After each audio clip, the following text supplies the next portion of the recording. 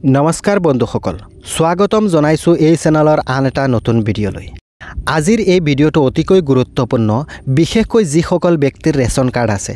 যদি আপুনিও এজন ৰেচন কাৰ্ডৰ গৰাকী হয় তেনেহ'লে এই 10খন আঁচনিৰ সুবিধা আপুনিও ল'ব পাৰে। আহক জানো এই আঁচনি কেইটা কি কি। প্ৰথমতে প্ৰধানমন্ত্ৰী আৱাস যোজনা PMAY যি হৈছে ভাৰত চৰকাৰে আৰম্ভ কৰা এটা যোজনা, যাৰ মূল উদ্দেশ্য হৈছে গ্ৰাম্য অঞ্চলৰ গৃহহীন দৰিদ্ৰ লোকক বিনামূলীয়া ঘৰ নিৰ্মাণৰ বাবে আৰ্থিক সহায় প্ৰদান কৰা।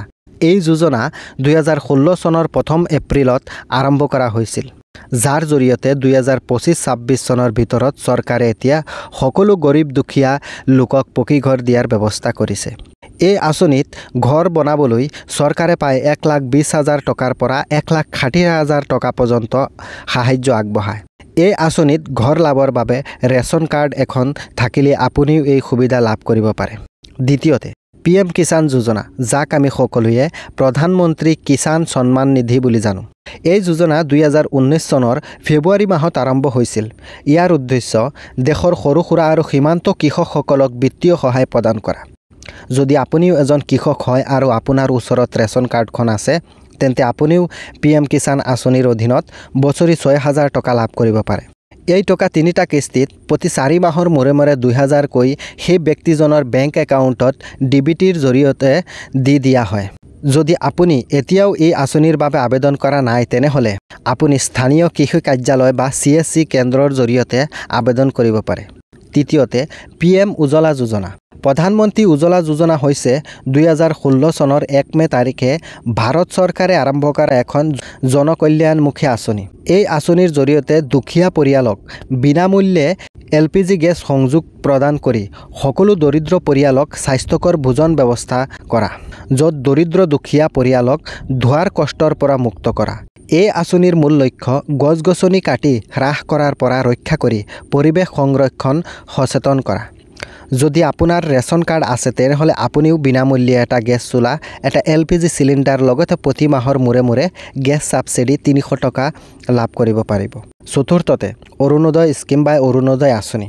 অৰুণোদয় যোজনা হৈছে আৰ্থিকভাৱে দুৰ্বল পৰিয়ালসমূহক প্ৰতি মাহে এক নিৰ্দিষ্ট পৰিমাণৰ আৰ্থিক সহায় আগবঢ়োৱা হয়।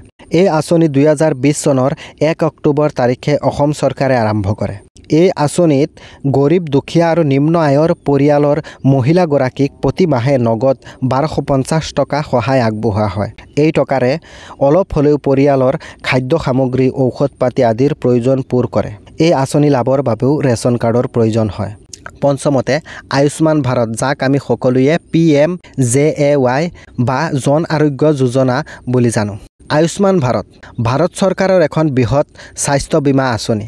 ইয়াক 2018 চনত আৰম্ভ কৰা হৈছিল আৰু ইয়াৰ মূল উদ্দেশ্য গৰীব দুখীয়া আৰু আৰ্থিকভাৱে দুৰ্বল অসহায় পৰিয়ালসমূহক বছৰি 5 লাখ টকাৰ বিনামূলীয়া চিকিৎসা সুবিধা প্ৰদান কৰা। এই আঁচনিৰ বাবেও ৰেচন কাৰ্ড থকাটো বাধ্যতামূলক। ষষ্ঠতে স্কলাৰশ্বিপ বা ছাত্ৰবৃত্তি। ৰেচন কাৰ্ড থকা পৰিয়ালৰ যোগ্য ছাত্ৰ ছাত্ৰীসকলে উচ্চ শিক্ষা, হোষ্টেল খৰচ বা পাঠ্যপুথিৰ বাবে চৰকাৰৰ বিভিন্ন ছাত্ৰবৃত্তি আঁচনি লাভ কৰে আৰু আৰক্ষিত শ্ৰেণীৰ ব্যৱস্থাও পাব পাৰে, যাতে তেওঁলোকে অৰ্থৰ অভাৱত পঢ়া শুনা এৰিব লগা নহয়। সপ্তমতে বৃদ্ধ পেঞ্চন। ইন্দিৰা গান্ধী ৰাষ্ট্ৰীয় বয়স ভাতা আঁচনি। এই আঁচনিখনত 60 বছৰৰ ঊৰ্ধ্ব বয়স্ক লোকসকলক প্ৰতি মাহে 200 পৰা 500 টকাৰ ভাতা সেই ব্যক্তিজনৰ বেংক একাউণ্টত DBTৰ জৰিয়তে জমা কৰা হয়। ইয়াৰ বাবেও ৰেচন কাৰ্ডৰ প্ৰয়োজন হয়। অষ্টমতে মনৰেগা জব কাৰ্ড বা নৰেগা।